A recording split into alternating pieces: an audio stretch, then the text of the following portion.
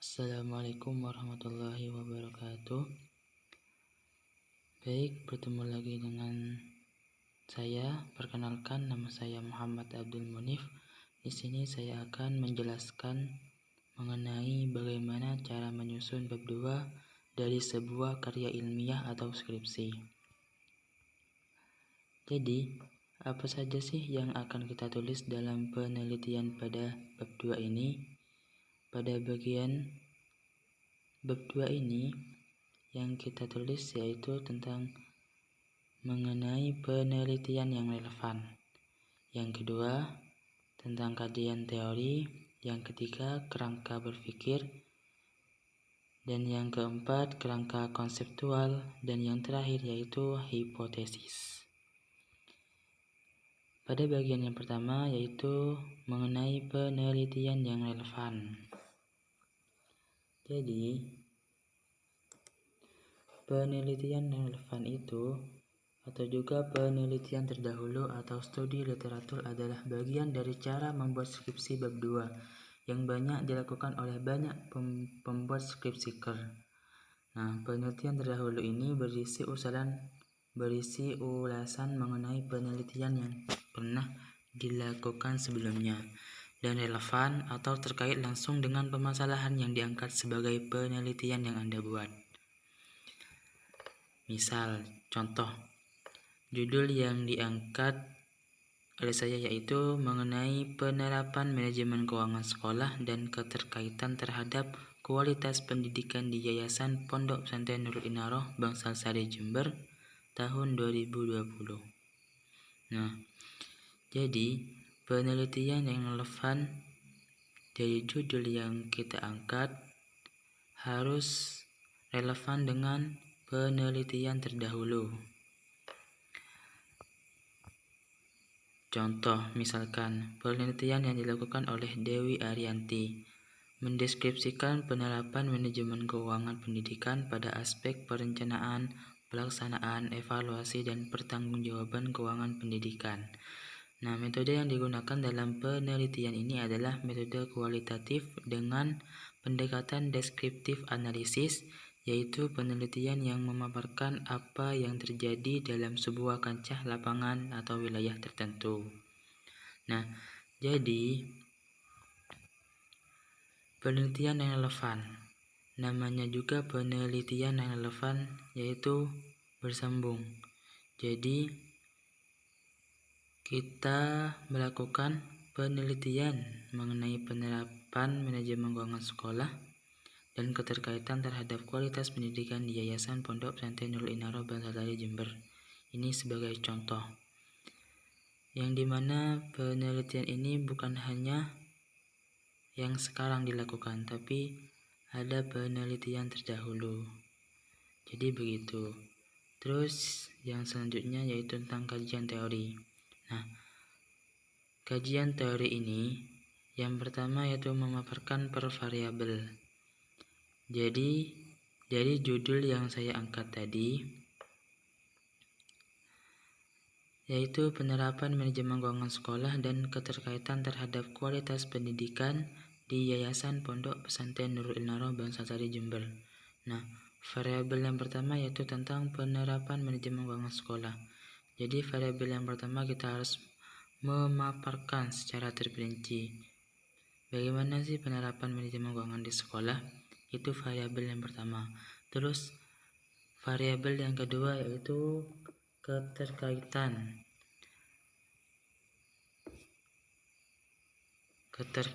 terhadap kualitas pendidikan. Nah, itu variabel yang kedua. Jadi memaparkan per variabel. Jadi kita memaparkan atau menjelaskan satu persatu, menjelaskan per variabel secara terperinci. Terus menggabungkan semua variabel. Jadi kita sudah menjelaskan satu persatu dari variabel yang ada di penelitian kita. Setelah itu kita gabungkan semua variabel itu menjadi satu. Terus yang kedua yaitu ada kerangka berpikir. Nah, Apa sih yang dimaksud dengan kerangka berpikir? Kerangka berpikir adalah landasan berpikir yang akan membantu dalam mengembangkan kajian. Jika beberapa pendapat menjadikan hal itu untuk penelitian ilmiah, sebenarnya hal ini juga dapat digunakan untuk menulis buku ataupun artikel. Nah, itu yang dimaksud dengan kerangka berpikir. Nah, kerangka berpikir ini terbagi menjadi dua. Yang pertama yaitu studi empiris dan yang kedua yaitu studi teoritis. Yang pertama yaitu studi empiris. Nah, definisi studi empiris itu adalah studi yang dilakukan berdasarkan data-data eksperimental hasil pengamatan, pengalaman, trial and error atau uji coba, juga menggunakan kelima panca indera manusia, yaitu penglihatan, perasa, penciuman, pendengaran, sentuhan, dan bukan secara teoritis dan spekulasi, lebih untuk ilmu pengetahuan dan penelitian. Itu yang dimaksud dengan studi empiris. Terus yang berikutnya yaitu studi teoritis. Nah, studi teoritis itu adalah suatu kajian yang berdasarkan landasan teori atau kajian yang berdasarkan dari hasil penelitian orang lain yang menjadi sebuah teori. Nah, jadi studi teoritis itu yang berhubungan dengan literatur yang Anda baca tentang pakar-pakar yang ada yang dijadikan acuan dalam penelitian Anda yang dituliskan per variabel. Jadi, dari judul yang saya angkat tadi terdapat dua variabel. Jadi terdiri dari dua variabel tentang pakar-pakar yang Anda jadikan acuan. Terus yang berikutnya yaitu tentang kerangka konseptual. Nah, kerangka konseptual ini adalah struktur teori yang didasarkan pada penalaran logis yang menjelaskan kenyataan yang terjadi dan menjelaskan apa yang harus dilakukan apabila ada fakta atau fenomena baru. Nah, kerangka teori ini bermodel konseptual yang berkaitan dengan bagaimana sih penulis menyusun teori atau bagaimana sih penulis menghubungkan beberapa faktor yang dianggap penting dalam suatu masalah. Nah, kerangka teoritis membahas saling ketergantungan antar variabel yang dianggap perlu untuk melengkapi situasi yang akan diteliti.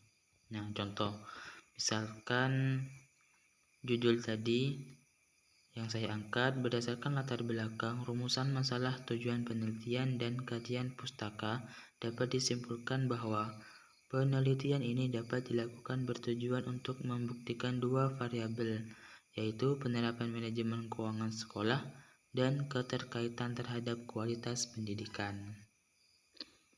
Jadi itu kerangka konseptual.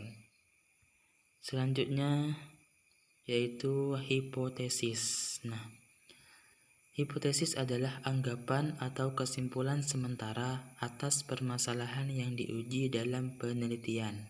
Nah, itu yang dimaksud dengan hipotesis sendiri. Sedangkan hipotesis ini terdiri dari 3 jenis, yaitu hipotesis deskriptif yang menggambarkan jawaban sementara atas permasalahan yang berhubungan dengan variabel tunggal. Terus yang kedua, hipotesis komparatif, yaitu jawaban yang menggambarkan perbandingan antara dua variabel atau lebih. Dan yang ketiga, hipotesis asosiatif, yaitu jawaban sementara atas permasalahan yang mempertanyakan hubungan atau dua variabel atau lebih. Nah, contoh misalkan judul yang saya angkat tadi yaitu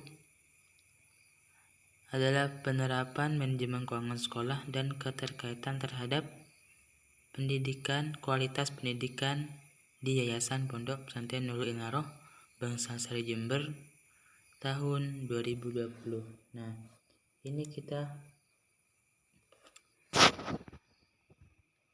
lihat ini termasuk hipotesis yang mana? Apa hipotesis yang deskriptif atau komparatif atau asosiatif?